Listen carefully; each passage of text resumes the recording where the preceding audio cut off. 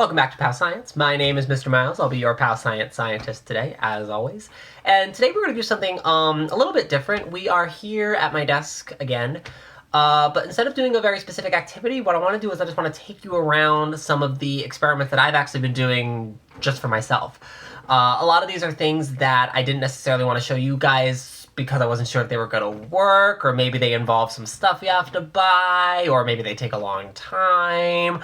But I've got some really cool results that I'm really keen to show you, and I think it's going to be an interesting video, so please keep on watching.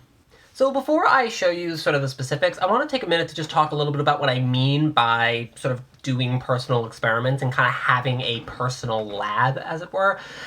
I think a lot of people get really preoccupied with the idea that science is something that is done by scientists who are in laboratories and they have fancy equipment and they wear lab coats and they wear goggles. But I don't necessarily think that that's true, and I don't necessarily think that's a great way to think about science. I'll throw up some pictures of the workspaces that we're about to go in, and you'll see that it's pretty much just my desk that has some little containers with plants and insects in them, or an illustration of a fern, or it's my windowsill that has plants in it that I'm trying in different levels of light, or it's my basement. A lot of the places that we do our experiments are not necessarily super important. It's not really about the fancy equipment or the fancy sort of designated lab space. I mean, obviously, if you were doing something in like sterile culture where like you had to be very careful to make sure no bacteria get in, you do need equipment for that. But there's plenty of things that you can do just in the spaces that you're in. So I think the other side of that is this idea of the scientific method. I mean, we learn the scientific method in schools as a very formal process. You observe something, you develop a hypothesis about what you think might be causing the thing you are observing, you develop an experiment to test your hypothesis, and then you lather, rinse, repeat. You see if you were right, and if you weren't right, you do another experiment, and if you were right, great, you were right. But this isn't necessarily the only way to do experiments. It doesn't always have to be so formal. A lot of times it's just about making some sort of change and then observing whether that change causes another change. It's about connecting our actions with what we observe.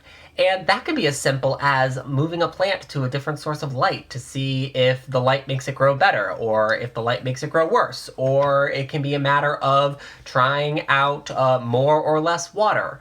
There's lots of different ways to sort of tweak and kind of always be experimenting that don't necessarily have to be bogged down by this like formal kind of scary idea of the scientific method. So my first experiment is in this little glass here. So these are Photonia cuttings. So Photonia is a plant that's also called nerve plant because it's got these sort of beautiful kind of nerve-like veins. And I actually have two different varieties of Photonia cuttings in here. I've got a couple of white Photonia cuttings from a plant downstairs, and I've also got a couple of pink Photonia cuttings that have pink veins instead. So the idea here is that I want to see if I can get these plants to make roots by putting them in this water. And I know from a little bit of research that this plant will do this, but it does take a little bit of time. And that the eventual goal is I want to see if I can graft them together to make one big Photonia plant.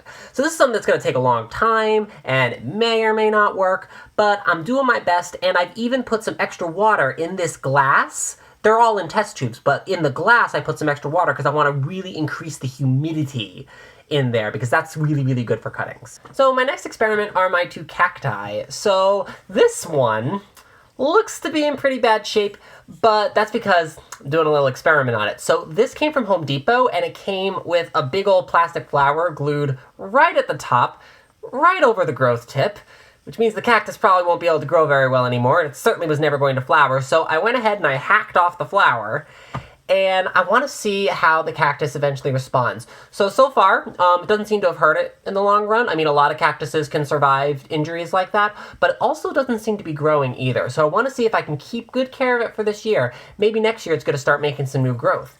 And speaking of making new growth, my other little experiment is playing around with this cactus, playing around with different levels of light, different levels of water and stuff. And this one has been making a lot of these little baby cacti. See, all these little balls on it are new babies. And some of those babies, I'll show you a picture, are actually starting to take root in this very soil. So instead of plucking them off and trying to make them into new cacti, I'm going to see how long they'll stick right on this cactus and see if I can make like a really big globby cactus over the next few years. So this is something I'm really excited to share with you. This is my mushroom log.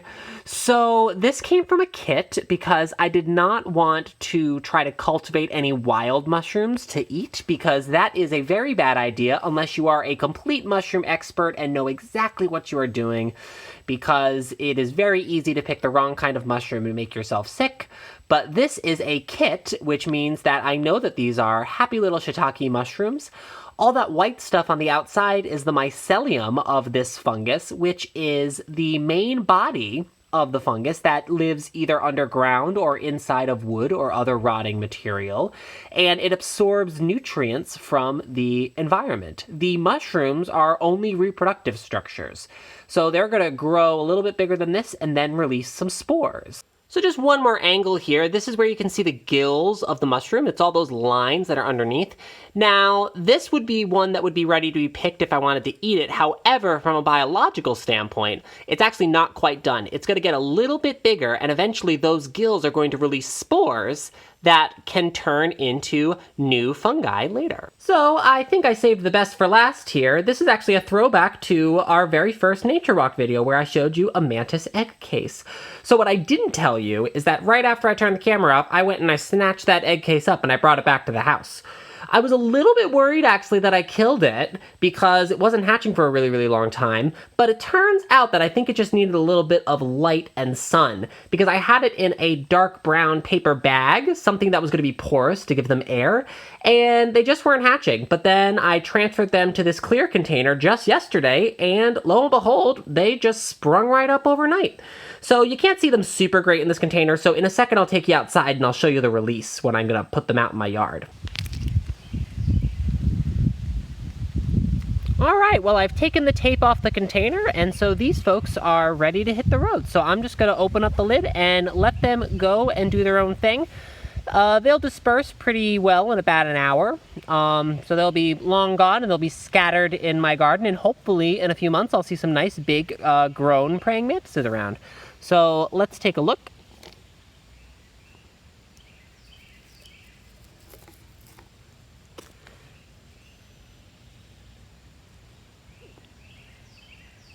There they go. I'll probably put a few in this glass jar just so I can take a better look at them. But I'm going to let most of them just kind of hang out here, and eventually they will get out of here and they'll be doing their own thing.